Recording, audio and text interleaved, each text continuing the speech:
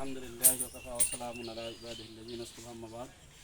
ইনশাআল্লাহ আজকে 19শে জুলাই রোজ শুক্রবার ইনশাআল্লাহ আমরা চাঁদপাশা কিসমত মৌজায় জমির পরিমাপ শুরু করতেছি ইনশাআল্লাহ।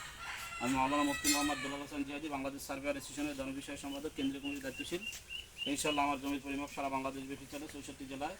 আমি আমার জানা মতো 1 ইঞ্চি জমি কাউকে বেশি কম দেবো না। মানুষ আমি আমার জানা মতো 1 ইঞ্চি জমি যদি কাউকে বেশি কম দিই, মৃত্যুর পরে আমি দেয়। আর আপনারা যারা ফিতে ধরছেন, আমি যেই কয় ফুট কল দেবো সেই কয় ফুট আপনার দিতে হবে। যদি আমি 100 ফুট কল দিই, আপনি যদি 99 ফুট 11 ইঞ্চি দেন, এই যে 1 ইঞ্চি কম দেন নাই, কম দেশে অতটুকু জমি 7তম জমি আপনার গলা বেঁধে মৃত্যুর পরে শাস্তি দান করবে। এটাকে বলছে আল্লাহ নবী, বুখারী মুসলিম তিরমিজি নাসাই এই 76 হাদিস আল্লাহ নবী বর্ণনা করছে। ইনশাআল্লাহ আমি আমার বাবার জমিও যদি মাপতে যাই, সেই বাবার জমি মাপতে গেলেও ভাই আমি আমার বাবাকে 1 ইঞ্চি কম দেবো না, বেশি দেবো না। কারণ মৃত্যুর পরে আমি আমার কবরে যাব, আমার বাবার কবরে আমার বাবা যাবে।